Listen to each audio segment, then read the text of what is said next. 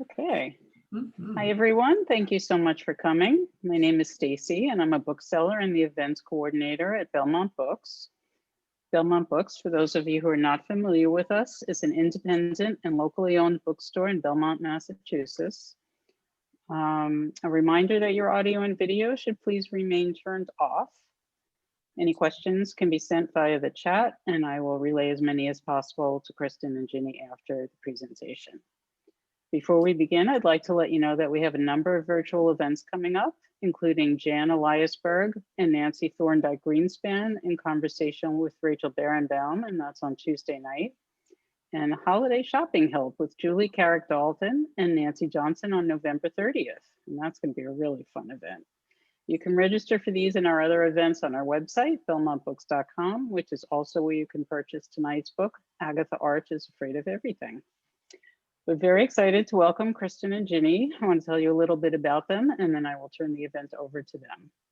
Kristin Bair, aka Kristin Bair O'Keefe, is the author of two previous novels, The Art of Floating and Thirsty, as well as essays on a variety of subjects that have appeared in numerous magazines and journals, including the Manifest Station, the Gettysburg Review, Flyaway, Journal of Writing and Environment, the Christian Science Monitor, Poets and Writers Magazine, Writer's Digest, and other publications.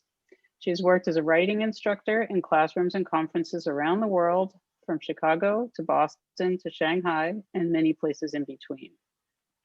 Originally from Pittsburgh, Kristin now lives north of Boston with her husband and two children. Virginia Pye's collection, Shelf Life of Happiness, won the 2019 Independent Publisher Gold Medal Award for short fiction, and one of the stories was nominated for a Pushcart Prize.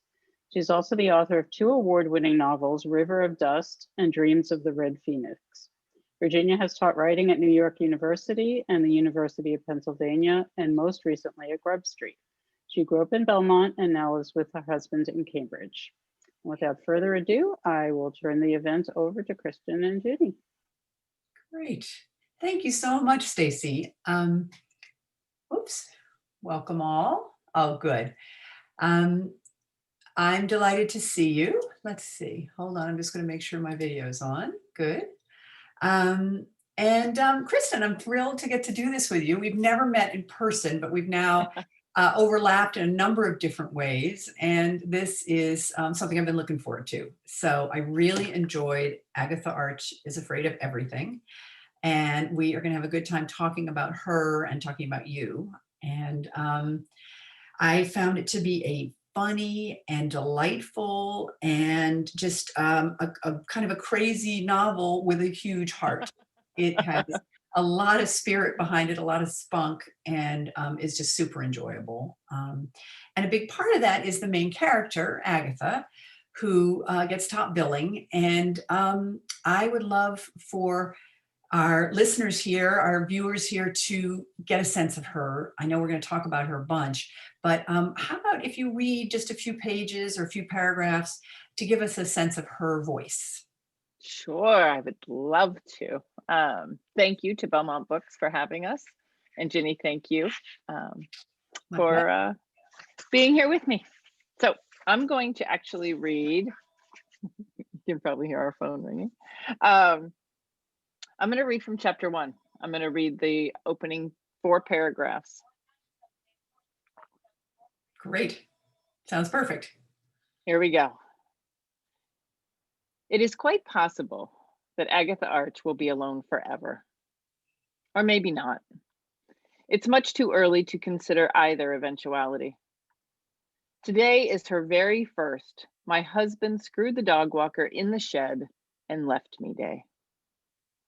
Phrased that way, it sounds almost like a celebration, but it absolutely is not. Agatha smells like skunk. Her cheek is creased from lying on the porch all night long, waiting for Dax to return with their boys. Her big toe throbs. The house is quiet, silent, except for that bloody woodpecker pecking another hole in the clapboards near the roofline. Tap, tap, tippity tap. Agatha's hands are full of splinters. No wonder. To say her heart hurts is an understatement, or maybe an overstatement. Can she feel her heart? Is it even there? Did Dax pack it up and take it with him? Hello, hello, heart? Are you in there? Agatha has so many questions. How long will it take for the skunk stench to wear off? Will taking a bath in tomato juice extinguish the odor? Or is that an old wives' tale? Who the hell were these old wives? And why did they have so many tails? Will her toenail turn black and fall off? If so, is that a sign of fortune or a warning of impending doom? Will her cheek be creased forever? Will she wear the crease like a scarlet letter? What is the best way to kill a woodpecker? Not that she would. What are her boys thinking? How are they feeling? When will they return? Slumped against the porch swing, upright at last, she remembers the previous evening's post in the Wallingford Facebook Moms group about her and the shed and the hatchet and the dog walker and Dax. Oh God, the hatchet. The moms know everything. High Priestess Jane Poston knows everything.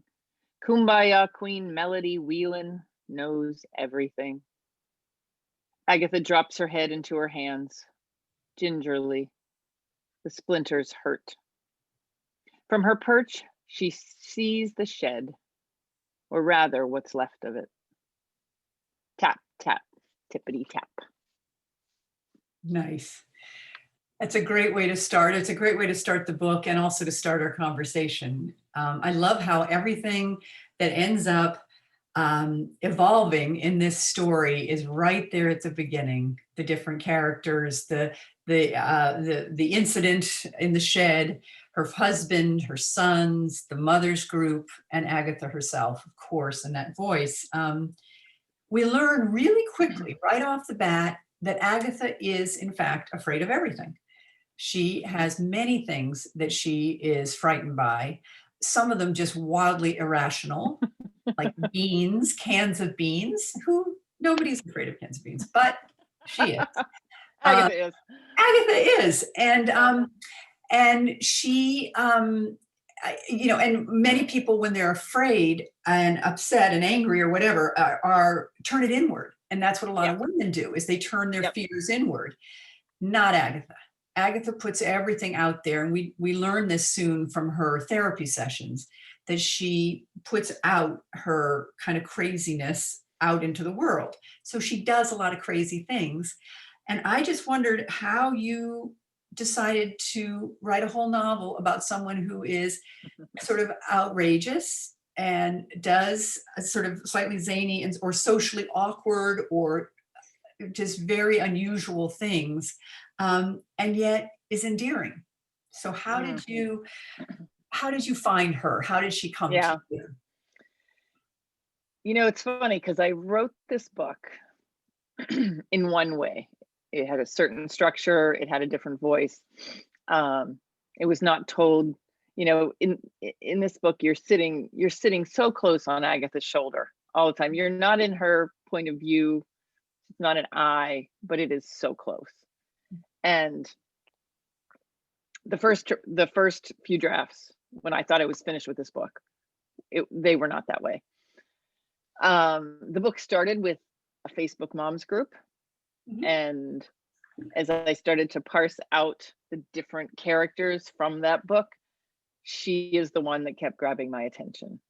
Her voice kept pulling at me. And I was really, kind of annoyed for a while, because I was like, you cannot tell a whole book. Like, if you go back and you look at my tweets from when I was writing this book, I'm pretty sure you can trace my conversation with her.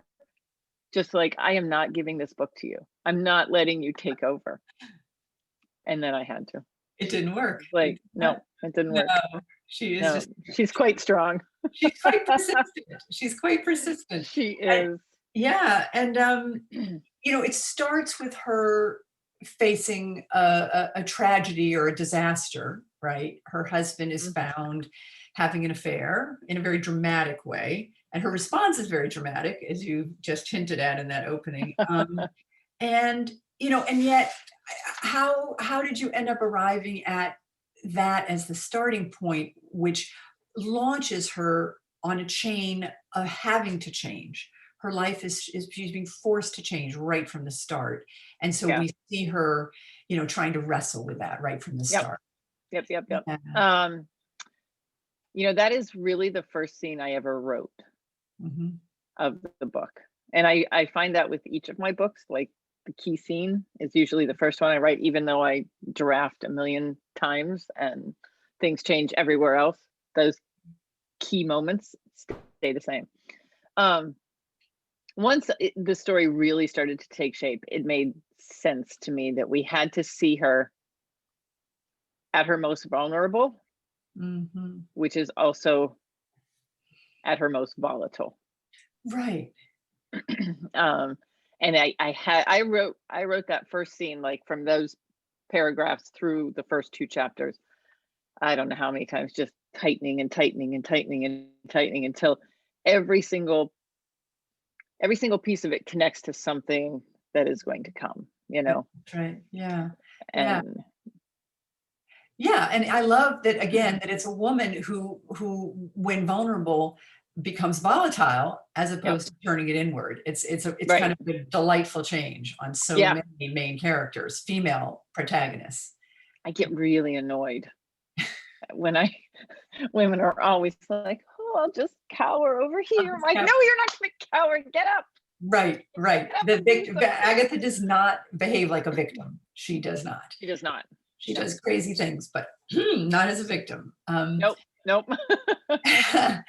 And so, but part of what ends up happening for her is that she's without even knowing it, she starts to be influenced by some of the people around her that Yes. prior to this big change in her life, she hadn't let herself hardly notice them. And Right. so there are people who suddenly start to inspire her to be less frightened by life.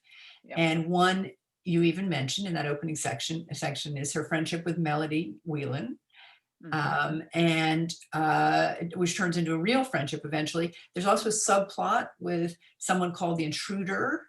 There's a friendship with someone called a young person called Blue, and there's also Brill Gillis. I knew I was going to pronounce it wrong. Bear Grylls. Oh, my Bear Grylls. Yeah. There you go. Yes, Bear. So can you talk about how these other characters help her? Like, what is it that they're offering to her? So when the book opens and she discovers Dax in the shed with the dog walker, Yeah.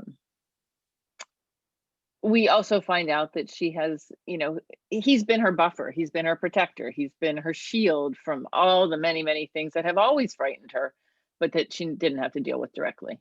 And so I knew as I was going forward that in order to have her be able to start to confront some of these things and perhaps manage them differently and work through some of it, that she had to have some help. Now, Agatha isn't going to have just your regular old help. No character of mine is going to have your regular old help.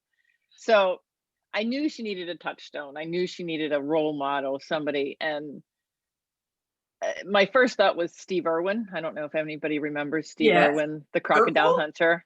Oh, No, Steve Irwin. Oh, I was thinking of Purple. Sorry. That would be a very different book too. Okay. All right. The Crocodile Hunter. Sure. Yeah. Who passed away? I think it's been at least 5 years now. When he was struck by a stingray. But he was my first because I'm wildly inspired by him still, just for his bravery and his passion. And then I thought, no, she needs somebody who's still out there doing their thing. And Bear's kind of the same, inspiration for me. So I thought, she needs Bear in her life. Right. She needs a bobblehead. So and what about that's how Bear came. And the Intruder is someone interloper. It's the interloper. Why did I say interloper? I'm sorry. She's an intruder too. Well, yeah, interloper, of course, which is even better word by far. So that's good. It's funny, I took my note wrong, but she offers a kind of a different sort of model that isn't. Yeah, and if you can say anything about that, I feel like there's something to say about society there. Yeah. Yeah. So That's- one of the things that I'm always looking at as a writer is people who are lost and people who are found. It's just one of the things that as a human, I am always aware of those kind of lost souls in any community, whether it's a town or a group of people, or I'm just very sensitive to them, and I seem to find some connection to them. And they often make their way into my work. So I actually saw a woman who's very much like the interloper at an intersection in our town a few years ago. And I just couldn't get her out of my head. And I kept thinking about her story and how does, I'm fascinated with why and how some people are faced with a tragedy or a life challenge that is seemingly insurmountable. And some people are able to overcome it and go on and have a productive life, and other people aren't. And I'm just, just as a human, I'm always trying to figure out what that thing is. Right. And I knew that that was also a question that Agatha had, Right. and the interloper just seemed like Right. a good place to explore that for her. Right. It made her think deeply about herself and her own situation, Right. and provided a reflection. Yeah. Opens up her heart more Yep, eventually. Yeah. exactly. Right. Interesting that you talk about yourself and whatever communities you've ever been in and how it makes you, how you notice the people in it. This novel is very much a novel about community, actually, in Hmm. addition to having a really strong protagonist whose Yep. voice is very distinctive and way of looking at the world is really unique. It also has this Greek chorus of the women who, or it's not entirely women, it's parents, but and some are men, some are dads, but it is dominated by the moms and the Yep. women's perspective. And can you just talk about the, sort of the interconnectedness that offers? What is that? Yeah. Yeah. Well, I think, one of the things Agatha says that speaks volumes about this novel is that Facebook mom groups are the glory and suckduckery of modern day parenting. Yeah. And this book is, in part about parenting both yourself and your children. And I'm fascinated with Facebook mom groups and online groups as a whole, as a social construct. I think these have popped up in the past. I don't know how, since Facebook came to be, and since online, Yahoo. I used to be in a Yahoo one. And there's just this, it enables people to be both their best selves and their worst selves. And you see it daily in these groups. And just socially, it's a fascinating topic. And I thought, okay, so I've got to put her somewhere to explore. And it's a perfect place for her. There are key roles in any of the groups that you can kind of pull out, and each group has them, the high priestess, the kumbaya queen, the whiner, the provocateur, which is what Agatha is. She's the one who's constantly poking and poking everybody, Teasing them or criticizing, really. Or criticizing. Yeah. Yep.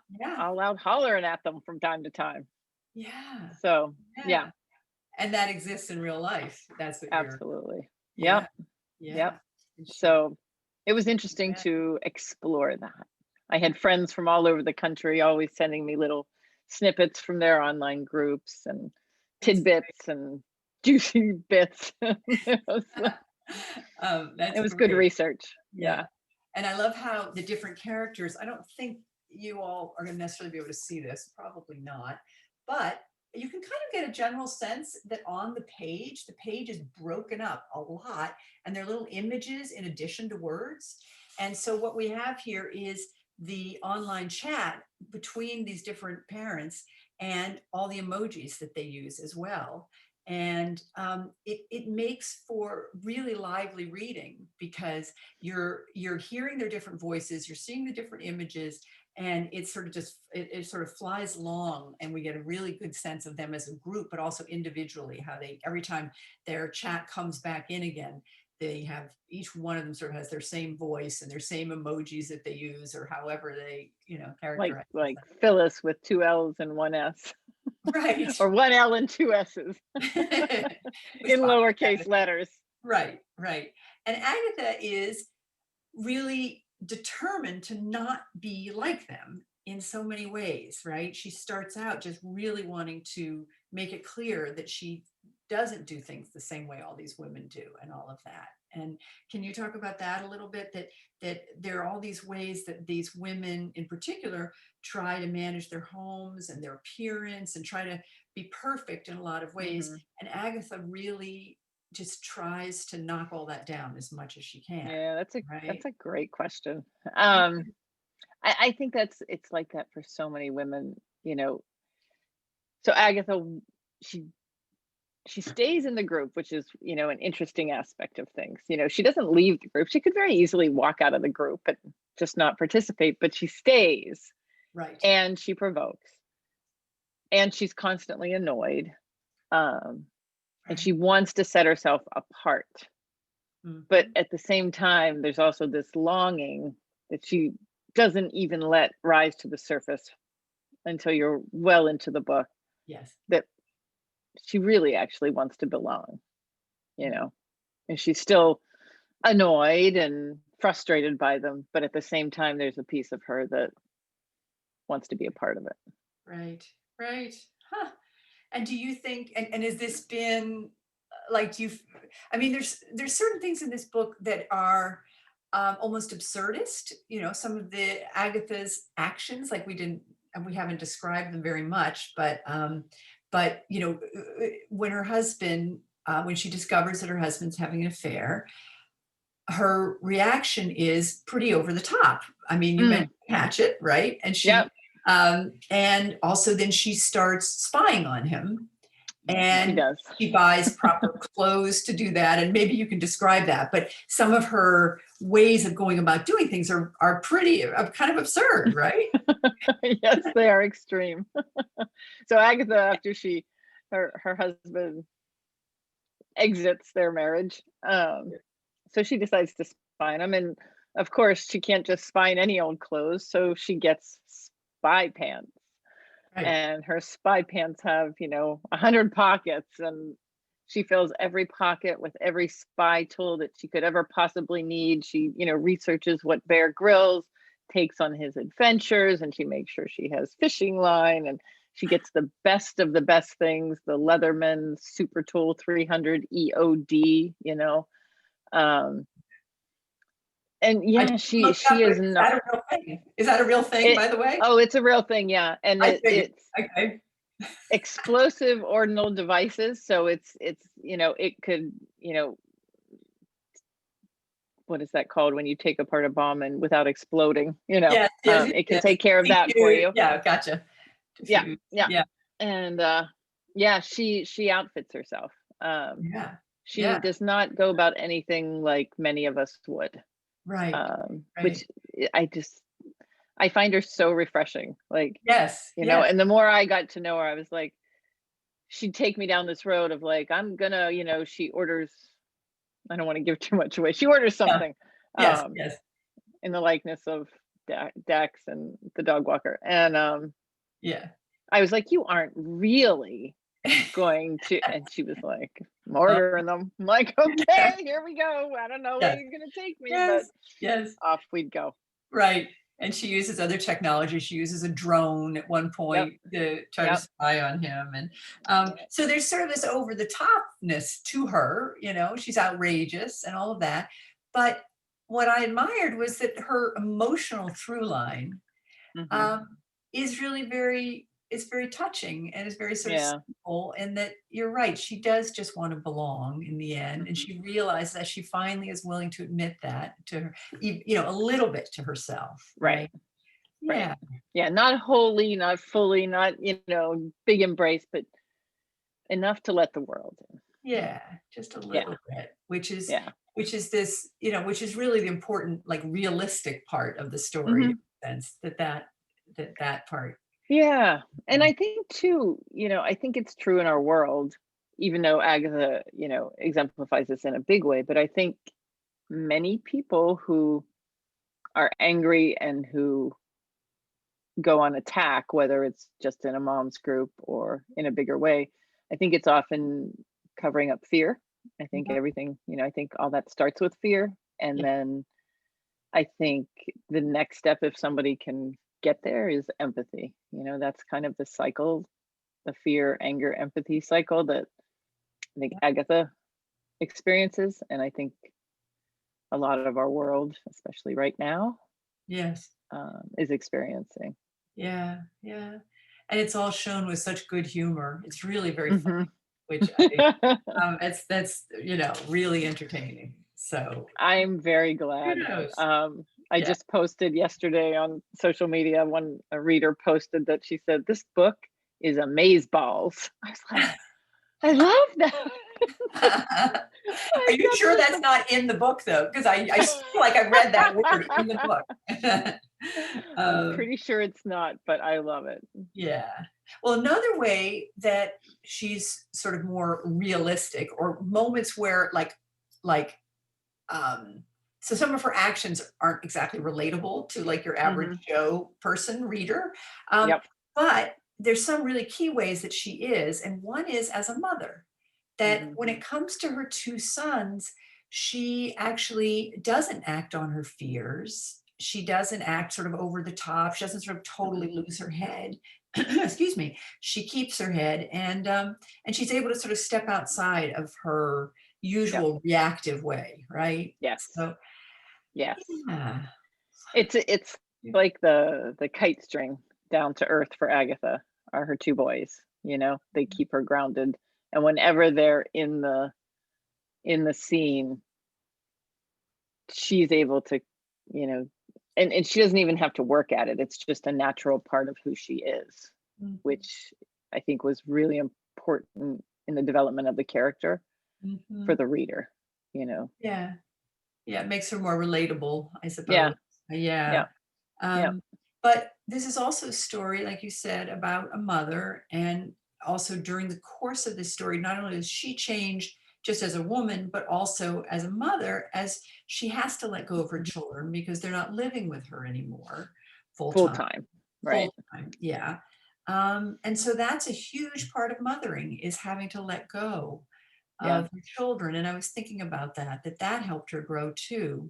Is Hmm. that, how did you how did you think about that? Well, I Yeah. think that's, one of the biggest things that started to push her was that sudden empty space, Mhm. um, that was always filled with the boys pounding up and down the stairs and, hollering and playing soccer. And once she was able to have a little bit of quiet space, Mhm. she was able to begin the process.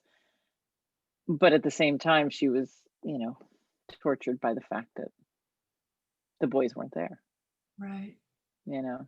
And it's like, somebody has to find balance with that and peace, you know? Right.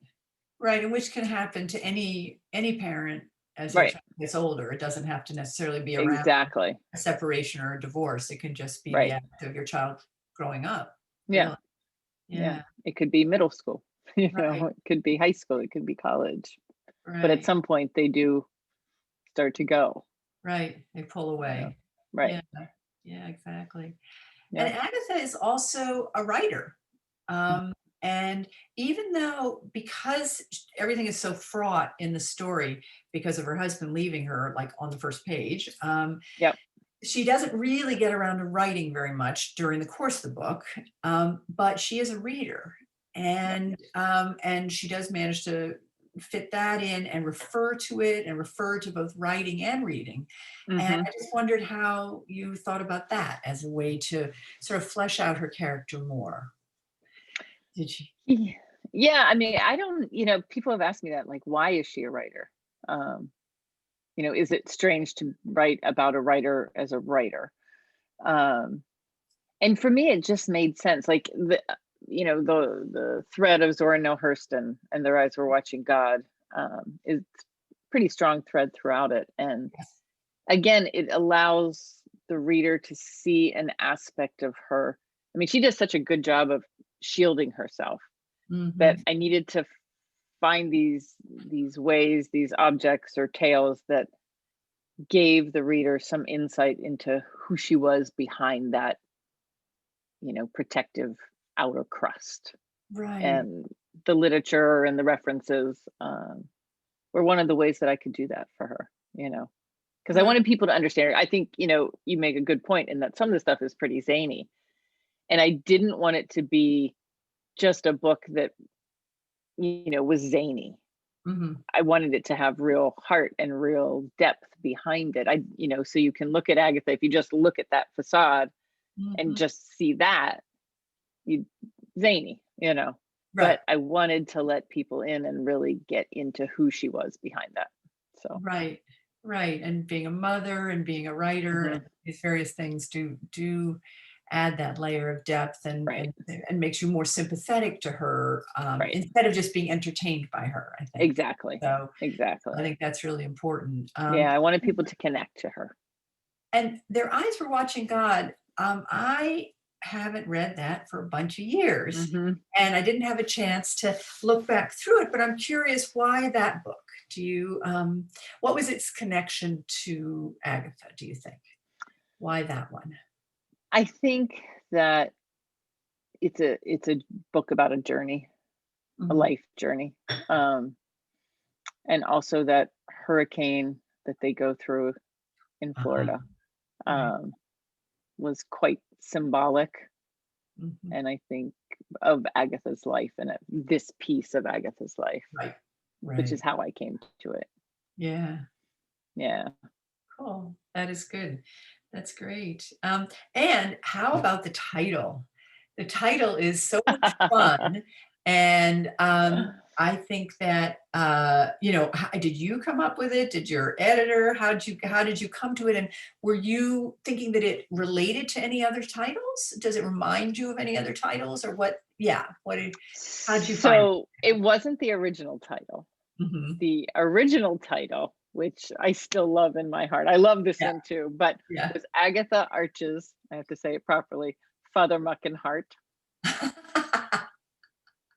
So if you haven't read the book, if you haven't read the book, Agatha's has a penchant for swearing, but her kids, again, keep her in check. So when she's really mad and wants to say one word, she says Father Muckin instead of the opposite.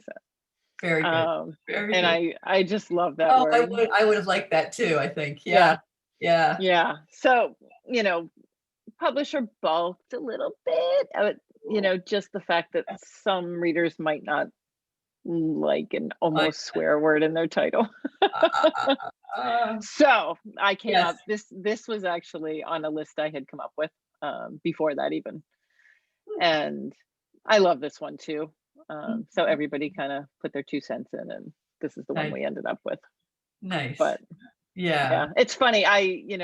The Art of Floating, which was my last book, was actually originally called Toad, because there's a character in it named Toad.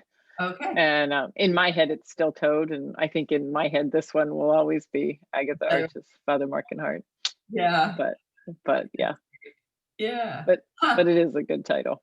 It is. It's a very catchy title, and it's a great cover. I think you have to pull slightly to the side so everybody can see your enlarged cover. There she is. Oh shucks, your chair's there. Oh, there you go.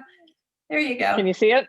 Yeah. Whoops, now the chair came back. I don't know why that goes like that. But very cool. Very cool.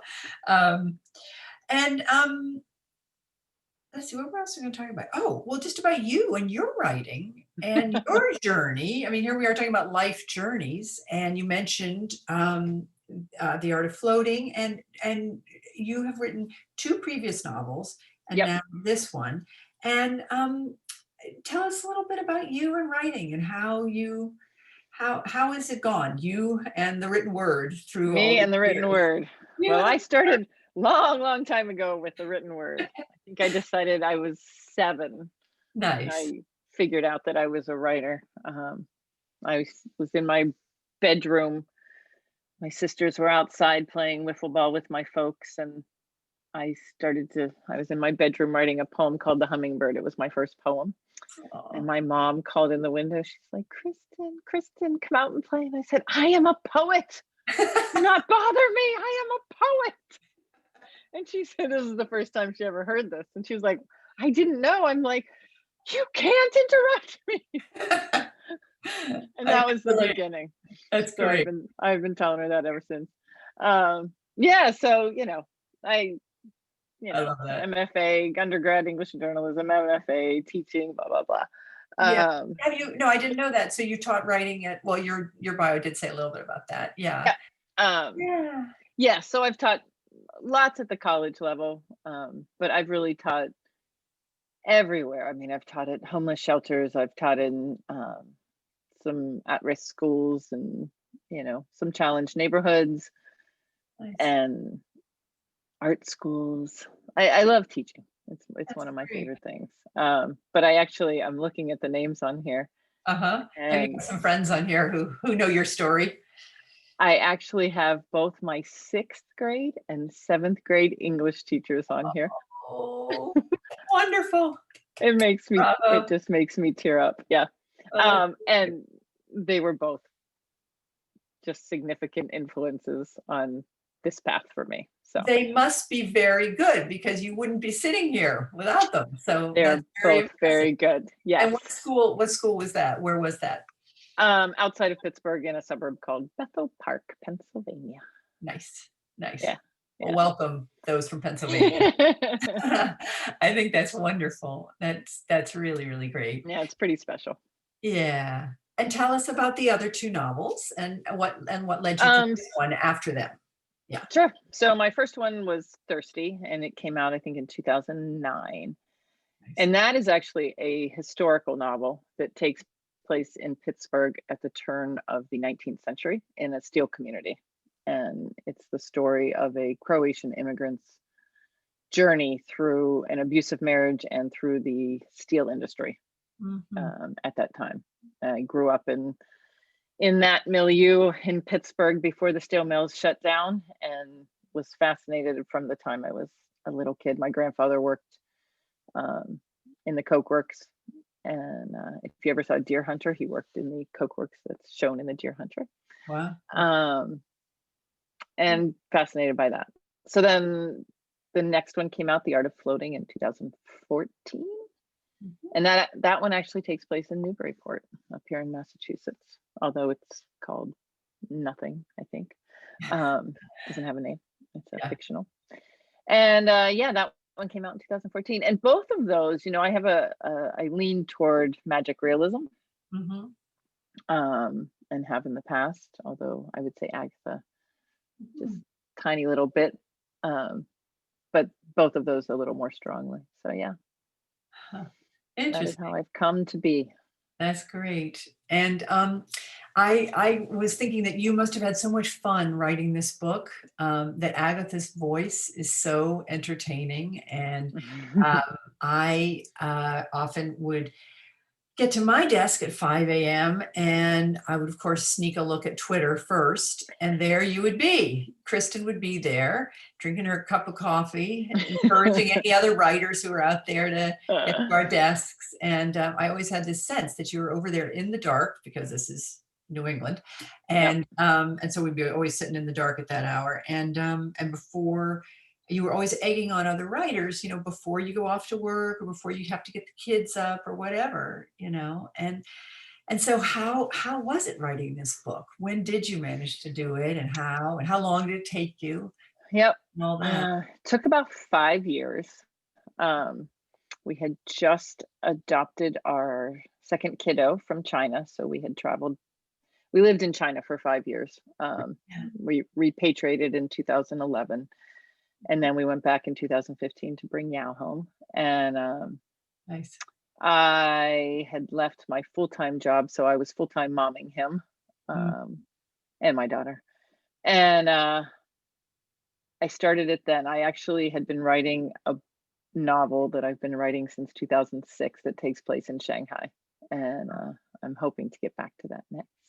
Good. But this one started grabbing at me, and Agatha's voice kept egging me on, and I just finally switched my attention. So, but really, I wrote this book from 4 to 6 in the morning. Yeah. Over a, once it was sold, over a 4-year period. The writing was about 4 years.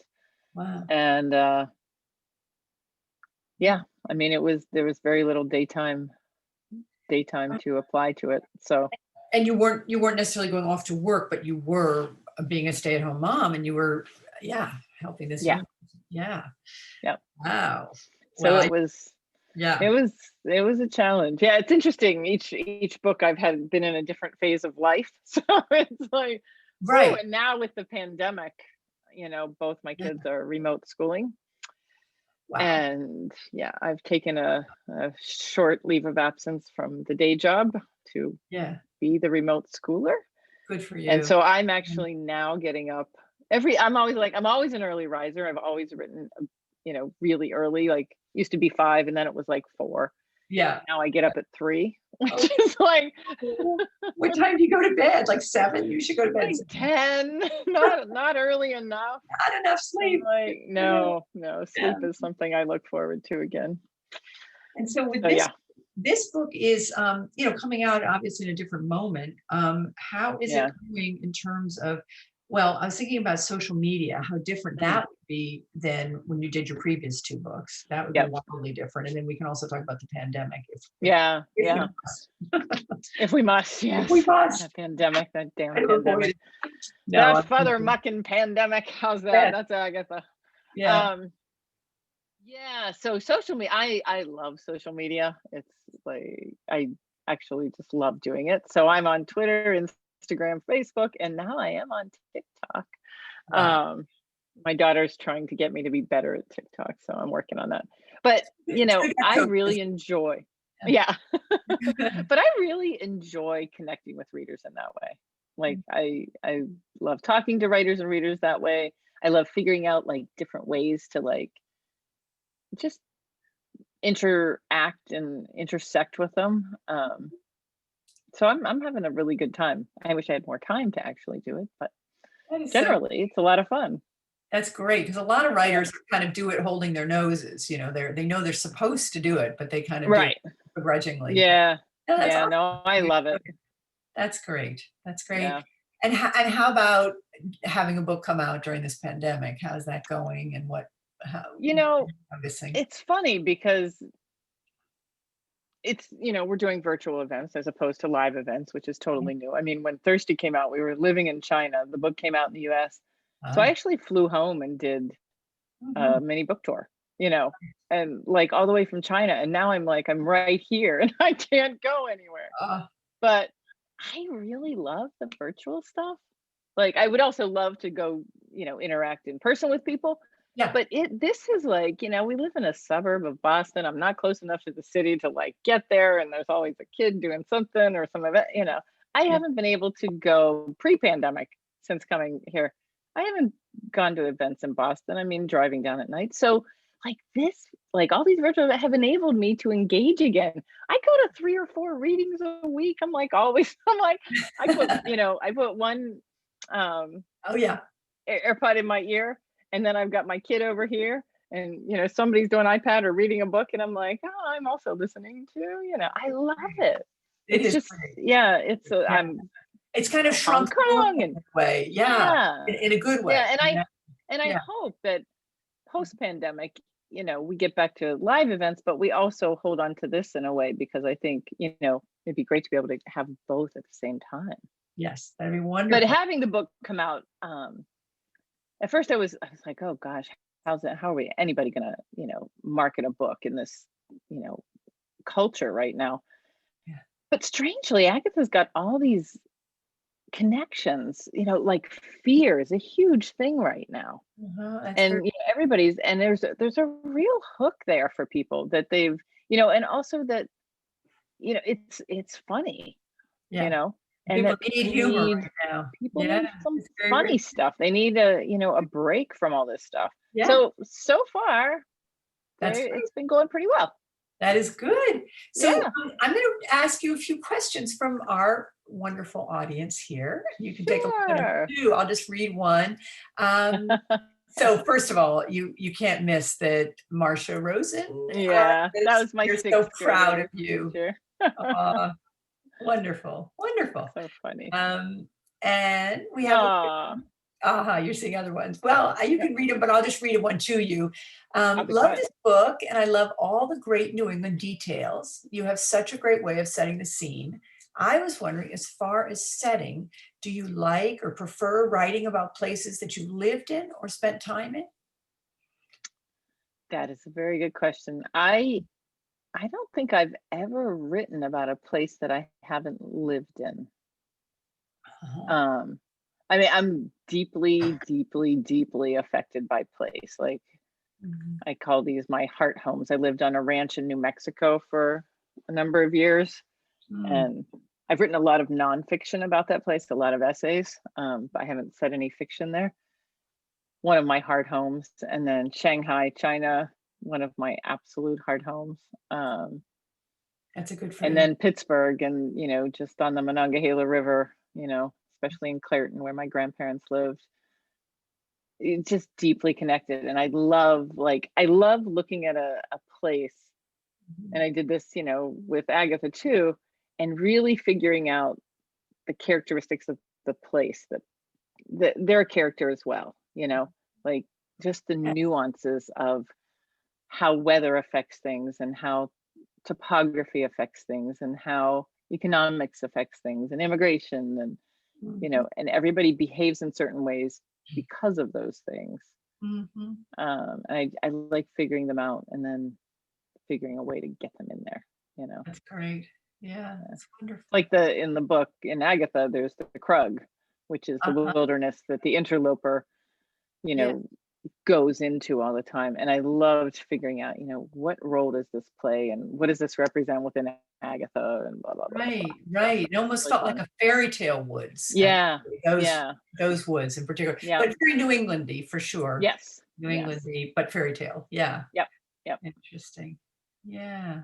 Um, and you see your other one there. You're amazing now as you were in 7th grade. I'm so very proud of you. It's really wonderful. That It is is just really nice. wonderful. It's really Yeah, fun. yeah, that's great. That's It's great. funny. I still have pieces of writing from both of those classes. Um, Wow.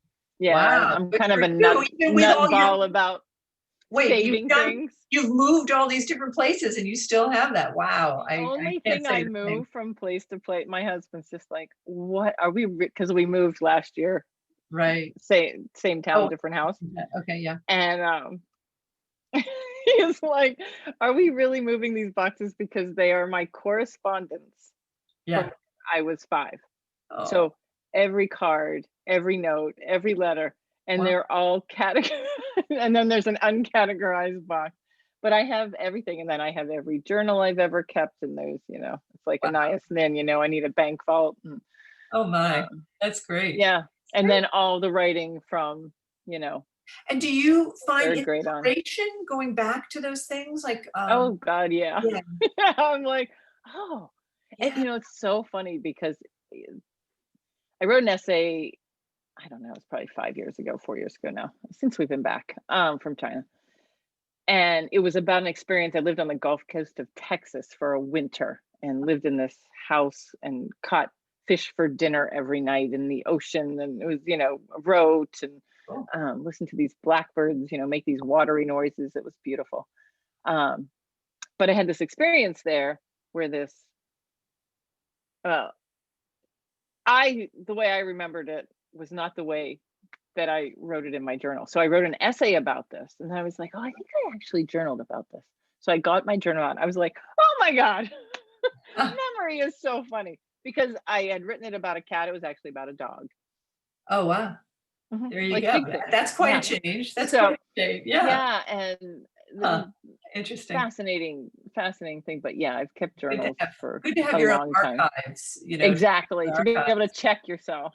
Keep you honest. As a They do. fiction writer, fiction writers, we have to be kept honest. That is very Exactly. true. In some way So or another. It looks like Stacy from Belmont Books is asking us both what we're reading now. Are Oh you reading God. anything? I'm always reading something. It's very I hard to- am. I have a whole stack of books behind me. which we That can't. I'm. Oh, you can't see. No, we can't That see. I am supposed to be reading. But Matt is his name Matt? Yeah, Matt Matt Haig, Haig's The Midnight Midnight Library. Library. I just read That- it. Did you read it? I haven't read it yet. That's next. I might. You Very love it? good. Lovely. Yeah. Lovely book. Yeah. So that's the next one. Beautiful. Yeah. And then a friend of mine from grad school, Jotham Borello, his novel Spindle City came out Yes. a few weeks ago. That Yeah. takes place in Fall. It's a historical novel. It takes place in Fall River, Massachusetts. Yeah. I'm So, interested in that too. That's although I read bits of this years and years and years ago, I'm making my way through that again too. yeah, So it's really Spindle lovely. City. Yeah, I've heard Yeah. that. Terrific. Yep. And are you doing any research for your current book? Is that drawing you? You said it's set in Shanghai. Is it? It is set in contemporary Shanghai. or historical? It's contemporary, but it has a lot to do with time. And so I'm actually, one of the things I'm researching are clocks in Shanghai. Okay. All right. So there's some pretty interesting clocks in Shanghai. We know some friends in common who could Yeah. tell you about that, Patrick Cranley. But anyway, We have a China crossover here. we do. We Yeah. do. So that's great. Yeah. Does anyone else have any other questions for Kristin? Any other thoughts or questions? I think that I feel like, Kristin, there's so many ways that we overlap in the sense that I also have 3 books out and Yep. have written them at different times in my life, at different spans, like with young children, and then getting older and more recent. And we have a strong China connection, and we have there are several things that you've just now said. I'm just like, oh, ditto. Oh, starting writing really young. Starting at, I was, my first poem was at age 10 or 9 or 8 or 7, I don't know. And so having a writing life, like where you have your life that's going along, and you have your relationships and a marriage, and then you have children and all of this, and friends and jobs, etc. And then you also have the undercurrent of all that you're reading and writing and working on. Yeah. And I just, I just love that about fellow writers, just knowing there's this sort of dual streams going over a lifetime. And that's one thing that I appreciate about, I don't want to say older writers, because we're not old, but I just mean more experienced writers, is that there's a lot we have under our belts by this point. That's a really lovely way of describing it too. Yeah. Because it is like, you go from these places where you live and events in your life, but that is the connective tissue. Right. The reading, writing. Is the reading and writing. Absolutely. Yeah. Absolutely. And so you have different life experiences that are enriching and that teach us things, but then there's also this whole other layer of what we've done with it, what we've created. And it's interesting to think, because people see our lives from the outside, but you don't see that piece of it, which is also interesting to think about. Right. But I love hearing that you've got a novel that you started some years ago, and now you're psyched to go back to. I'm actually in the exact same boat, where I'm going back to a novel that I wrote and an agent tried to sell in 2004. Wow. And it's actually set in the year 2000, which crazily enough is 20 years ago. Who knew? I don't know where it goes. I don't know. And but this is kind of this fascinating thing where you can kind of have these manuscripts that also mark your life, Absolutely. Yeah. Absolutely. Big projects. Yeah. Yeah. I mean, well, we moved to China in 2006, which is a good while ago too. Yeah.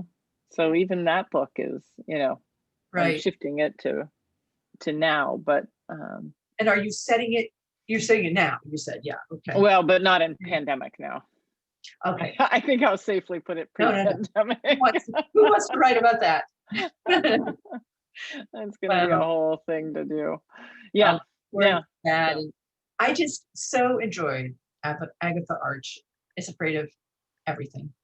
And thank you. I really, really did. And, I just think it captures so much that's profound and funny and quirky and, just delightful. Well, So, thank you. I appreciate you reading it. I appreciate you being here.